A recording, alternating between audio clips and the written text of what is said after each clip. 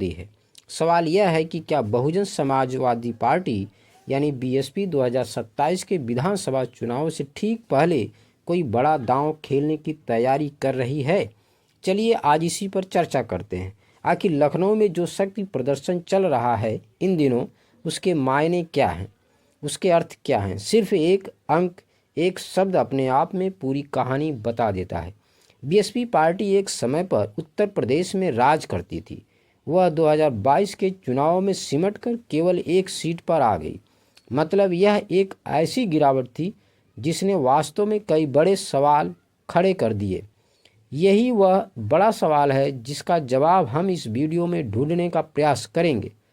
क्या यह BSP party के अंत की शुरुआत है या फिर यह किसी नई सोची समझी रणनीति का हिस्सा है? तो पूरी कहानी को समझने के लिए हम कुछ चीज़ों पर नज़र डालते हैं।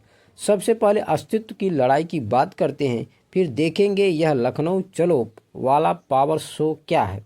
बात करेंगे 2007 वाले फार्मूले की, नेताजी की विरासत की, और इसका यूपी की पॉलिटिक्स पर क्या प्रभाव होने वाला है। और हाँ, अंत में यह भी जानने का प्रयास करेंगे यह फार्मूला काम करेगा भी या नहीं। तो चलिए बात करते हैं बीएसपी की यह लड़ाई इतनी ज़रूरी क्यों है। मामला सिर्फ एक और चुनाव का नहीं है, बात उससे कहीं ज़्यादा बड़ी है। यह जो आंकड़े स्क्रीन पर दिख रहे हैं, यह सच में बड़ी चिंताजनक कहानी बताती है। 2022 के बाद से बीएसपी का वोट शेयर और सीटें दोनों लगातार नीचे गिरे हैं। हालात यह हो गई कि 2022 के विधानसभा में सिर्फ एक सीट और 2024 के लोकसभा चुनाव में तो जीरो, एक भी सीट नहीं। तो यह सिर्फ एक हार नहीं है, अब तो 2027 का चुनाव पार्टी के राजनीतिक वजूद को बचाने की लड़ाई बन गया है। अब ऐसी मुश्किल घड़ी में बीएसपी ने जवाब देने के लिए लखनऊ में एक बार फिर शक्ति प्रदर्शन का ऐलान किया है। तो यह लखनऊ चलो अभियान आखिर है क्या? चलिए समझते हैं। 15 मार्च 2026 सिर्फ कैलेंडर की तारीख नहीं है, यह दिन है पार्टी के संस्थापक कांशीराम जी की जयंती का। और इसी दिन लखनऊ के कांशीराम स्मारक स्थल पर एक बहुत बड़ी रैली हो रही है।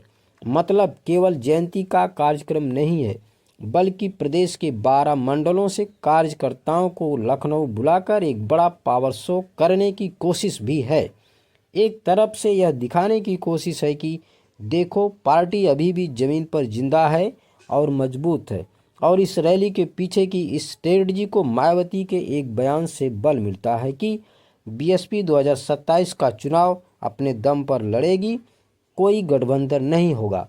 तो सवाल उठता है कि इस एकता चलो वाली रणनीति का आधार क्या है? 2007 में दलितों को ब्राह्मणों और मुसलमानों के साथ जोड़कर एक ज़बरदस्त विनिंग कॉम्बिनेशन बनाया गया था। इस बार हाल ही में बनाए गए हैं विधानसभा प्रभारियों में ब्राह्मण चेहरे और मुस्लिम चेहरे का कॉम्बिनेशन दिख रहा है।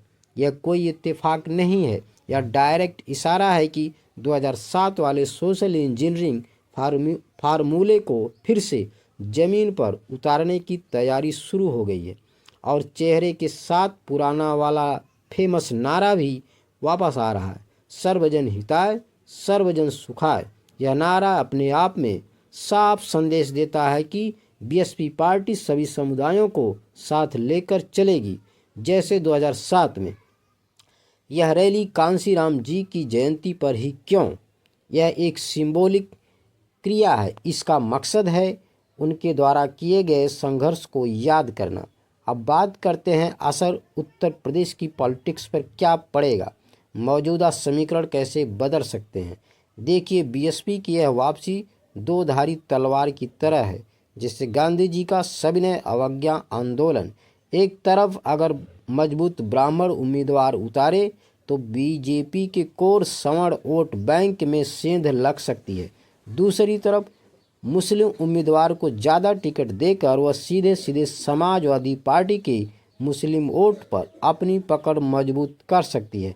मतलब नुकसान दोनों तरफ से हो सकता है और बीएसपी को 2027 में आने वाले चुनाव में अच्छा नतीजा अच्छा खासा वोट बैंक प्राप्त हो सकता है।